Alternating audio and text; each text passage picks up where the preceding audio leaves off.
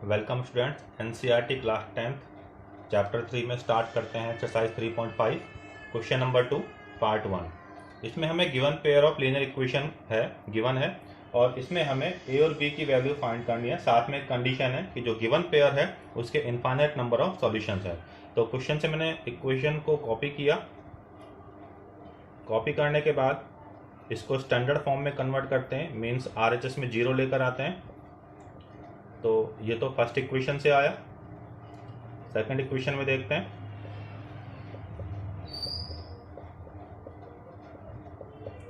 RHS में 3a plus b minus 2 है।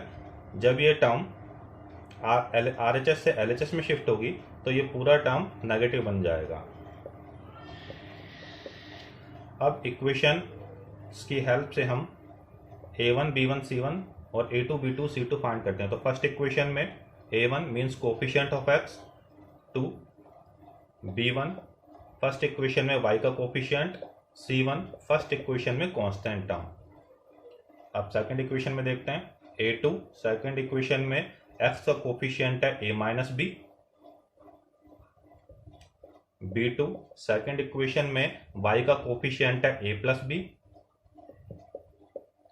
और सेकंड इक्वेशन में c2 यानी कांस्टेंट टर्म है minus 3a plus b minus 2। अब हमें यहां पर गिवन है द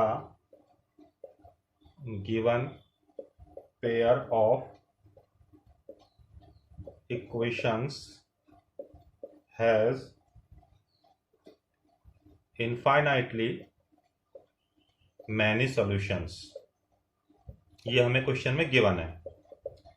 अब इनफाइनाइटली मैनी सॉल्यूशन की कंडीशन हम यहाँ पर अप्लाई करते हैं, और इनफाइनाइटली मैनी सॉल्यूशन की कंडीशन होती है a1 upon a2 is equal to b1 upon b2 is equal to c1 upon c2। ये इनफाइनाइटली मैनी सॉल्यूशन की कंडीशन है। अब इस कंडीशन में सारी वैल्यू पुट करते हैं, यानी a1 upon a2, b1 upon b2 और लास्ट c1 अपॉन c2।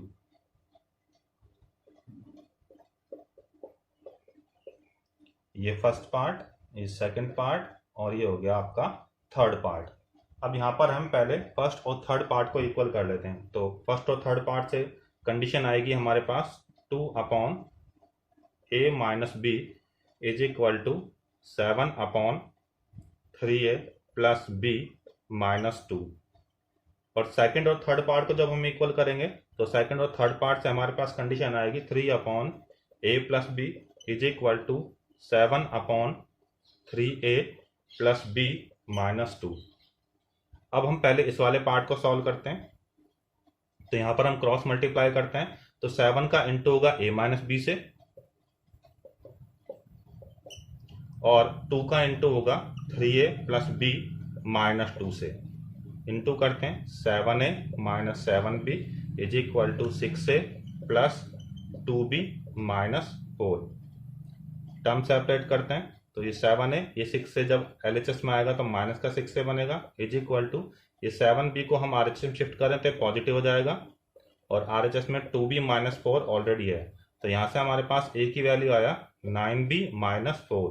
इसको हम इक्वेशन 1 से डिनोट कर लेते हैं। अब सेकंड और थर्ड पार्ट को जो हमने इक्वल किया था वहां पे देखते हैं। सेकंड और थर्ड पार्ट को हमने इक्वल किया था, तो यहाँ पर भी क्रॉस मल्टीप्लाई करते हैं। तो 3 का इंटू होगा यहाँ पर 3a प्लस बी माइनस 2 से, और 7 का इंटू होगा a प्लस बी से। मल्टीप्लाई करते हैं 9a plus 3b minus 6 is equal to 7a plus 7b। 9a ये 7a को यहां पर शिफ्ट किया LHS में, तो ये माइनस का हो गया, प्लस 3b इस 7b को RHS में शिफ्ट किया, माइनस का हो गया, माइनस 6 इज इक्वल टू 0।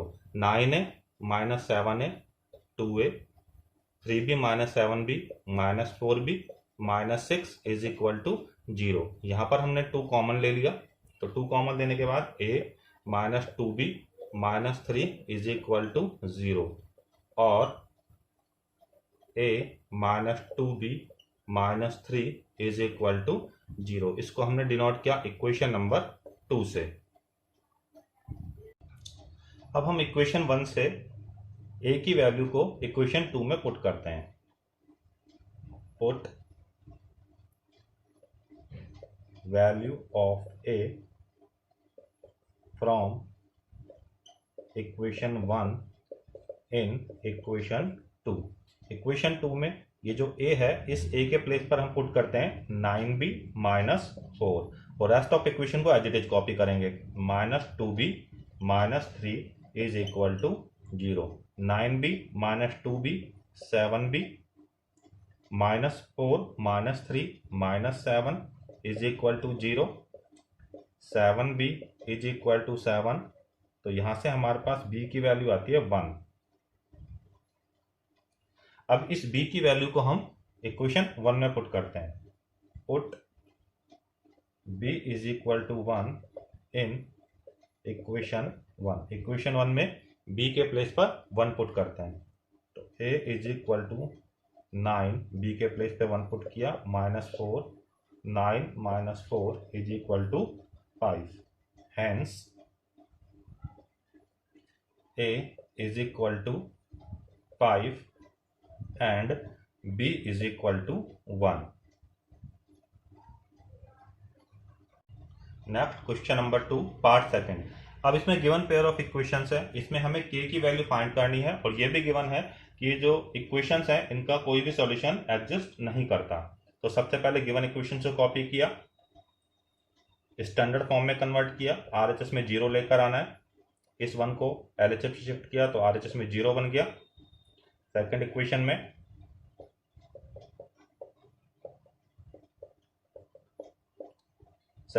में RHS में ये टर्म है और जब ये टर्म RHS से LHS में आएगी तो ये टर्म माइनस का हो जाएगा और RHS में आ जाएगा 0। अब यहाँ पर हम इक्वेशन 1 से a1 b1 c1 फाइंड करते हैं। a1 फर्स्ट इक्वेशन में x का कोफिशिएंट 3, b1 फर्स्ट इक्वेशन में y का कोफिशिएंट 1, c1 इक्वेशन 1 में कांस्टेंट टर्म -1। सेकंड इक्वेशन से a2 मीन्स सेकंड इक्वेशन में x का कोफिशिएंट, तो ये हो गया x का coefficient 2k -1। b2 second equation में y का कोफिशिएंट, ये हो गया k -1। c2 सेकंड इक्वेशन में कांस्टेंट टर्म, तो ये हो गया constant term minus of 2k + 1। अब हमारे पास गिवन कंडीशंस है, उसको अप्लाई करते हैं। Since the given pair of equations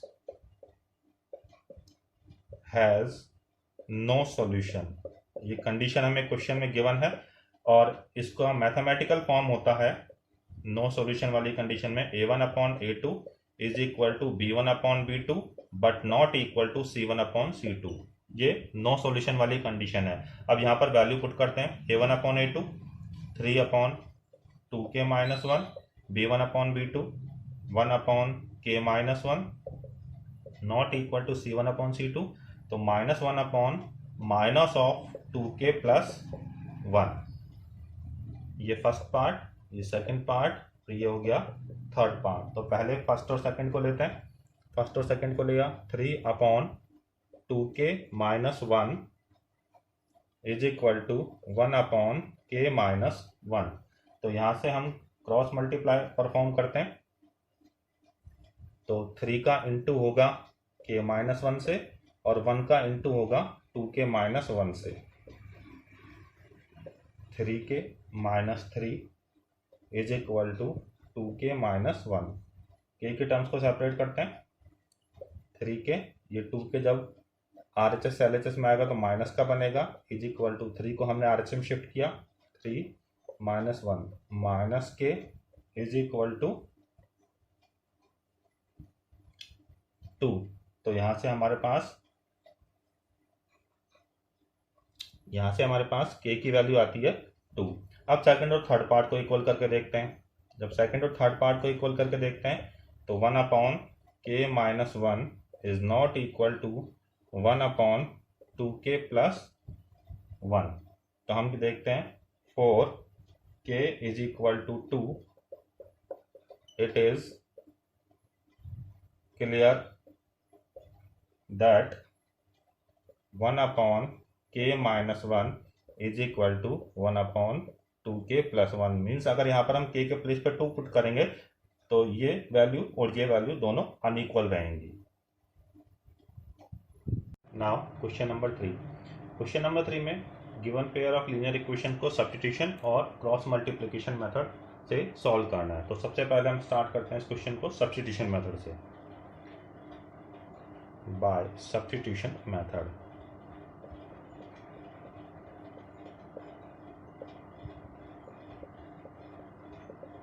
तो सब्स्टिट्यूट मेथड अप्लाई करने के लिए हम इक्वेशन 2 से y की वैल्यू को फाइंड करते हैं। तो इक्वेशन 2 से y की वैल्यू फाइंड की इन टर्म्स ऑफ x। अब इस y की वैल्यू को हम सब्स्टिट्यूट करेंगे इक्वेशन नंबर 1 से। Put this value of y in equation 1। Equation 1 में इस y की वैल्यू को सब्स्टिट्यूट करते हैं। तो इक्वेशन 1 में 8x प्लस 5। अब इक्वेशन 1 में जो y है, इस y के प्लेस पर हमने वैल्यू पुट किया 4 minus 3x upon 2 is equal to 9। अब इसको सिंप्लीफाई करते हैं। 8x प्लस 5 का इंटू किया 20 minus 15x upon 2 is equal to 9। अब एलसीएम परफॉर्म करेंगे। एलसीएम परफॉर्म करने के लिए यहाँ पे डिनोमिनेटर में 1 लिख लेते हैं, जिससे एलसीएम लेने में थोड़ा इजी रहे। तो एलसीएम आएगा 2,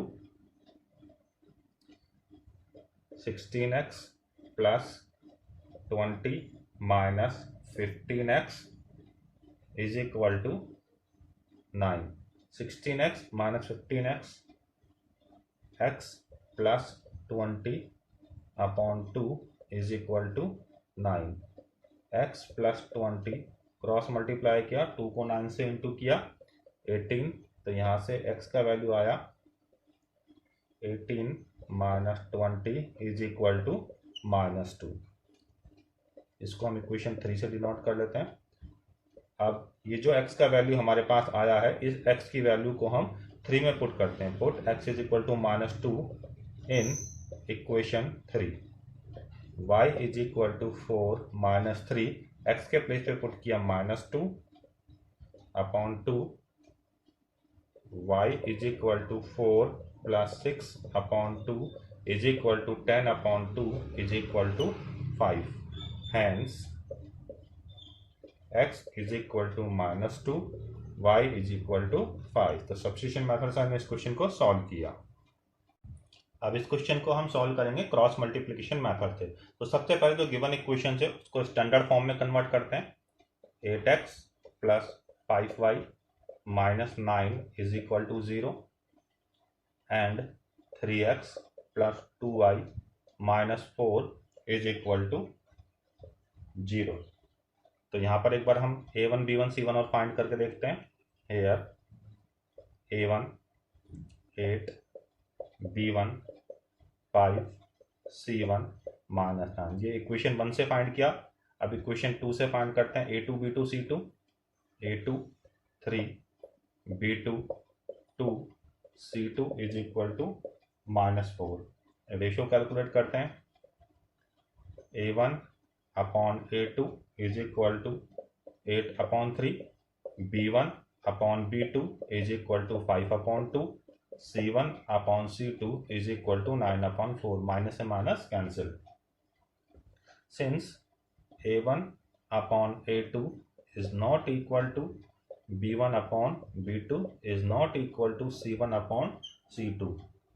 Therefore, the given equations has a unique solution.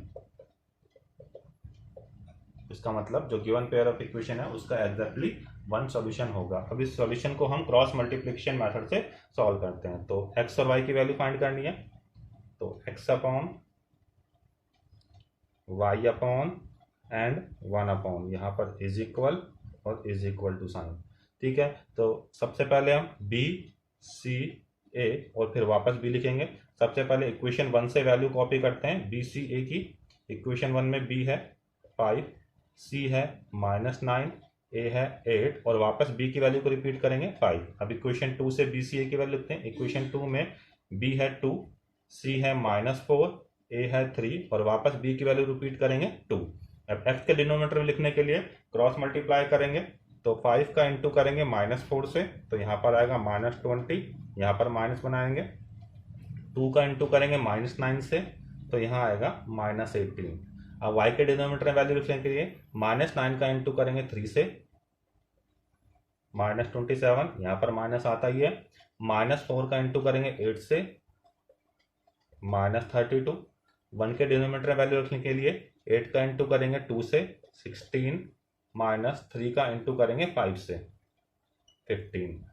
Solve करते हैं इसे। x -20 + 18 is equal to y -27 + 32 is equal to 1/1। और सॉल्व करते हैं इसे। x upon -2 is equal to y/5 is equal to 1/1।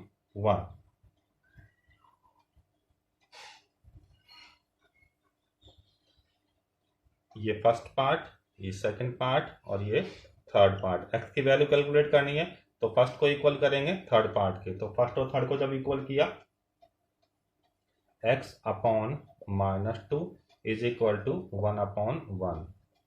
y की वैल्यू कैलकुलेट करनी है तो y को इक्वल करेंगे, सेकंड टर्म को इक्वल करेंगे थर्ड पार्ट के, तो y/5 is equal to 1/1। Cross multiply करेंगे, x का इंटू करेंगे 1 से, x1 जा x, -2 का इंटू करेंगे 1 से, -2 एंड y का इंटू किया 1 से y और 5 का इंटू किया 1 से 5। तो हमारे पास यहाँ पर x की वैल्यू आती है -2 और y की वैल्यू आती है 5।